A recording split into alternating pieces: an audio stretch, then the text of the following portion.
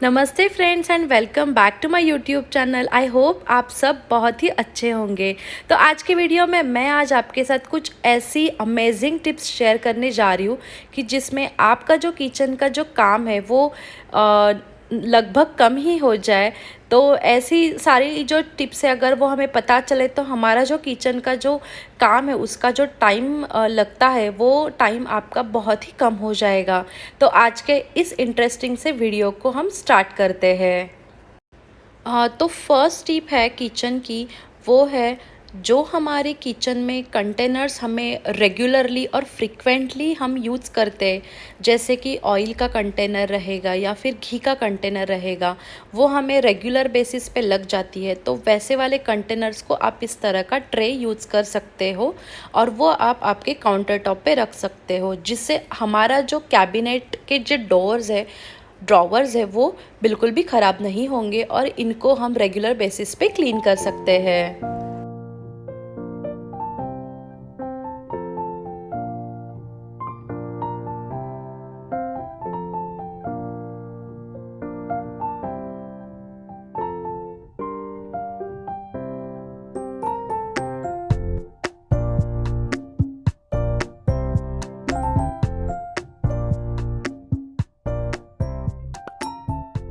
उसके बाद आते हैं हम हमारी सेकेंड टिप पे।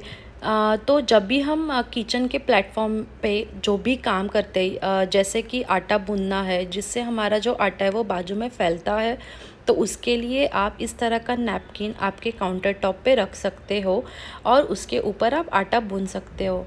तो देखिए ये सारी जो छोटी छोटी चीज़ें हैं ना, ये हमारा मतलब ये जो काम है, ये जो छोटा छोटा काम है वो हमारा डेली बेसिस पे चलता है। जैसे कि आटा भूनना या फिर चॉपिंग करना या फिर कुछ भी छोटा मोटा काम हो जाए, तो उसके लिए हमारा जो प्लेटफॉर्म है ना वो बहुत गंदा हो जाता है। तो वो ना हो जाए इसके लिए आप इस तरह का नैपकिन यूज़ कर सकते हो।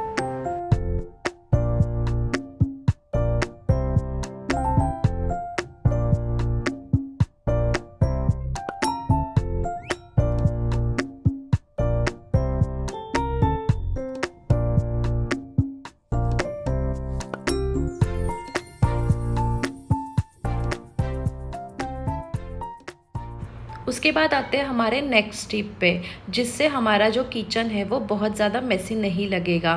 तो जब भी हम कुछ वेजिटेबल्स कट करते हैं तो उसका जो वेस्ट रहता है उसके लिए हम इस तरह का जो हमारे पास इस तरह के बहुत सारे डिब्बे आ जाते हैं, तो उसका आप यहाँ पे एज अ वेट जो हमारा वेस्ट रहता है, जो हमारा वेजिटेबल का रहता है वो आप इसमें डाल सकते हो, जो आप आपके सिंक एरिया के पास रख सकते हो।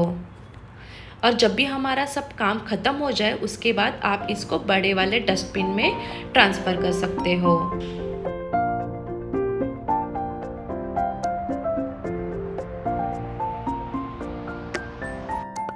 उसके बाद आते हैं हमारी अगली और बहुत इम्पॉर्टेंट वाली टिप के साथ। तो देखिए जो हमारा काउंटर टॉप है ना, वो एक बार साफ़ करने के बाद हमें ऐसे लगता है कि वो बिल्कुल भी गंदा ना हो जाए। तो जो भी हमारा रिस्टॉकिंग रहता है वेजिटेबल्स का रहेगा या फिर हमारी जो ग्रॉसरी है उसका, तो उसके लिए आप इस तरह का जो नैपकिन है उसको आप नीचे आपके काउंटर टॉप के नीचे बिछा सकते हो और उसके बाद आप रिस्टॉकिंग कर सकते हो। कि जैसे कि अभी मैं मेरा ऑयल का जो कंटेनर है वो रिफ़िल कर रही हूँ, तो उसके साथ जो ऑयल के जो स्टेन्स आते हैं उससे हमारा जो काउंटर टॉप है वो बहुत गंदा वाला स्मेल कर सकता है। तो उसके लिए मैंने यहाँ पे जो हमारे टिश्यूज़ है उसका यूज़ कर दिया है।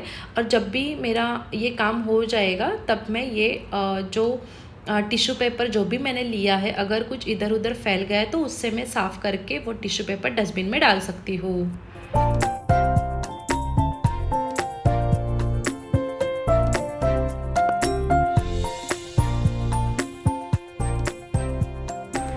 तो जब भी हम रोटियां बनाते हैं तो रोटी के लिए जो आटा लगता है वो हम इस तरह के सर्कुलर और फ्लैट ऐसे बॉक्स में रख सकते हो, जिससे कि हमारा जो आटा है वो इधर उधर ना फैले। और अगर कुछ आटा बच भी जाए तो वो इसी डिब्बे में आप रख सकते हो।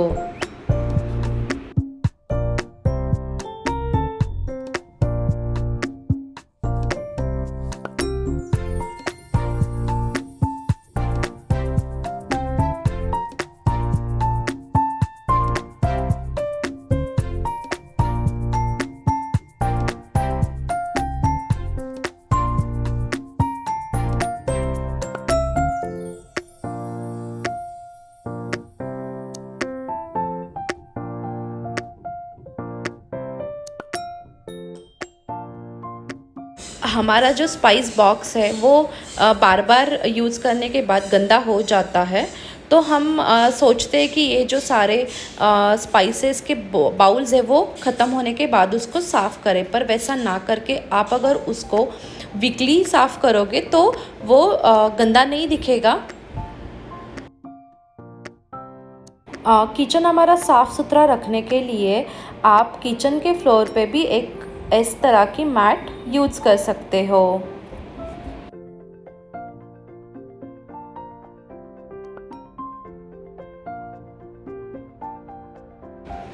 किचन के कैबिनेट के डोर्स को हाथ लगने से उसके जो डोर्स है वो ख़राब हो जाते हैं, तो उसको आप डेली बेसिस पे इस तरह से थोड़ा बहुत लिक्विड सोप यूज़ करके साफ़ कर सकते हो।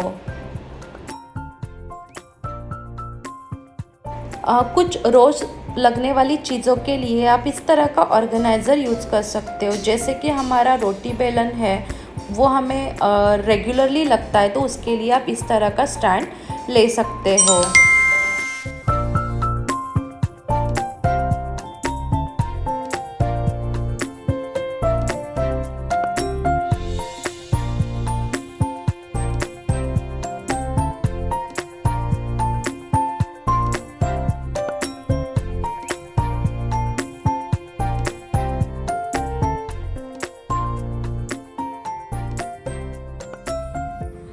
हफ्ते में एक बार एक ड्रॉवर आप क्लीनिंग कर सकते हो, जिससे हमारा जो मंथली डीप क्लीनिंग का जो किचन का टास्क है वो बहुत ज़्यादा कम हो जाएगा।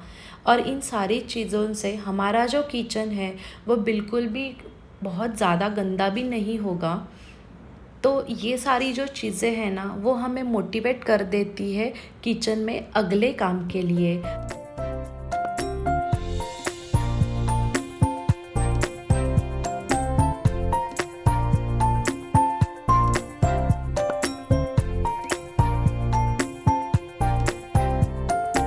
तो आई होप मेरी आज की वीडियो आपको ज़रूर मोटिवेट करेगी आपका घर और आपके किचन को ऑर्गेनाइज करने के लिए। So that's it for today's video. See you next week. Bye bye.